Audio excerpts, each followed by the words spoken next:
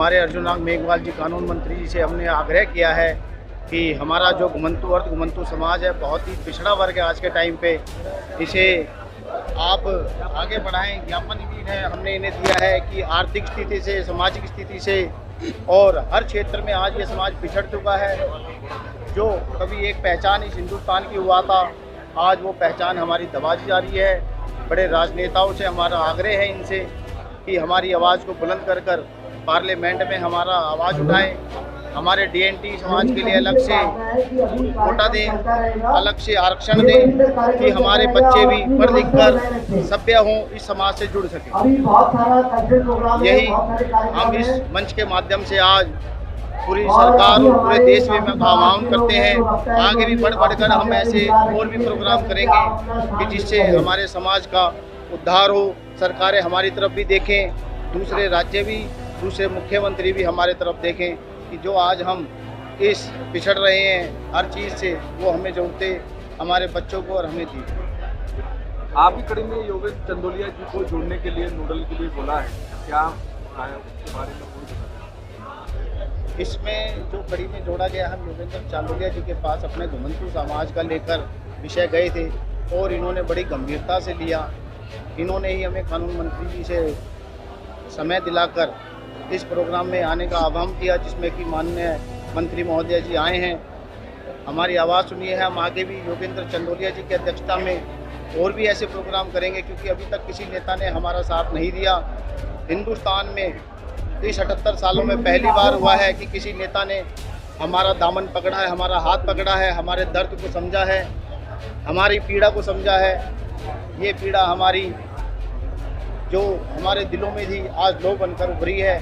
हम इनकी अध्यक्षता में आगे भी ऐसे काम करते हैं। क्या है, अभी तक कोई ऐसी डेट निर्धारित की गई है कि ऐसे समय तक हमारी बात सरकार ने मानी तो ठीक है, अन्यथा हम फिर अपना रुक आंदोलन करेंगे या फिर हम दिल्ली में लोगों को बुलाएंगे? ऐसा नहीं, ऐसी अभी हमने कोई रूपरेखा नहीं कही। हमारा आज का एजेंडा था सबसे पहले आज के कार्यक्रम पे कि आज इस मन से अगर सरकार, आज आपने देखा भी अर्जुनांग मेघवाल जी हमें वादा भी करके गए हैं कि हमें राजनीति के क्षेत्र में, शिक्षा के क्षेत्र में जो कानून हम पे लगे हैं उससे हमें मुक्ति भी दिलवाएंगे।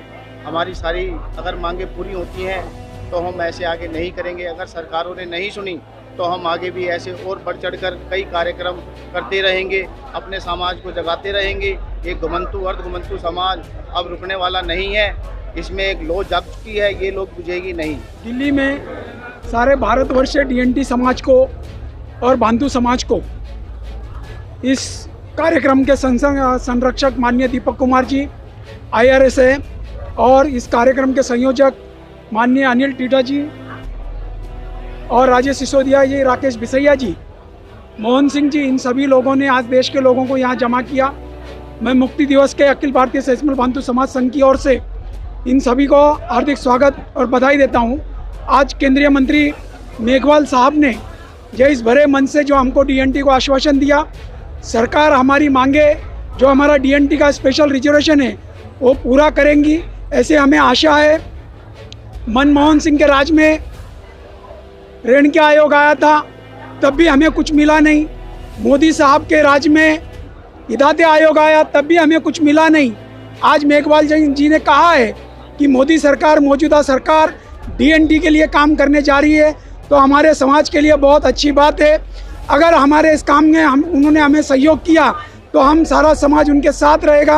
अगर हमें और भी पीछे रखेंगे तो हम इस दिल्ली के अंदर लाखों लोग जमा करके हमारे हक के लिए लड़ाई लड़ेंगे, और ये जंग आज से 73वें मुक्ति दिन से शुरू हो गई। अब हम नहीं रुकेंगे, जब तक हमारा हक मिलेगा नहीं तब तक हमारे लोगों के दिलों में हम अंगार जला के हमारे हक के लिए लड़ेंगे। कोई भी पैरामीटर हो ह्यूमन डेवलपमेंट इंडेक्स का, जो हम मानव विकास के लिए बोलते हैं, चाहे वो लिटरेसी हो, चाहे इन्फेंट मोर्टेलिटी हो, चाहे शिशु मृत्यु दर हो, कोई भी हो, हमारा जो घुमंतु समाज है वो कहीं पे भी खड़ा नहीं है। अगर हिंदुस्तान में 69 साल की आयु है एवरेज, जिसको हम लाइफ एक्सपेक्टेंसी कहते हैं, तो हमारे समाज की 40 है। तो आप उसी से अंदाज़ा लगा सकते हो कि समाज के क्या हालात है। इसके बहुत सारे माध्यम हैं। हमने ज्ञापन में ये कहा है कि हमारे सामाजिक रूप से जो योजनाएं हैं वो केंद्रित रहे, डीएनटी के लिए अलग से फंड रिजर्व किया, जैसे कंपोनेंट प्लान है तो सब कंपोनेंट प्लान बनाया जाए।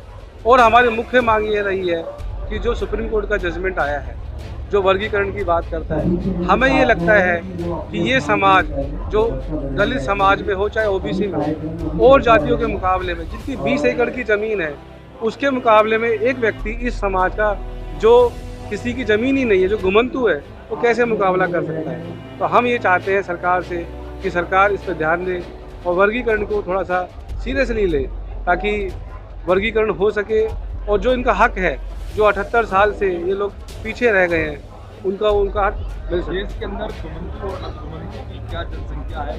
इनकी करीब 15% से ज़्यादा, 15 करोड़, ये 15 से 20 करोड़ के बीच में इनकी एक जनसंख्या है।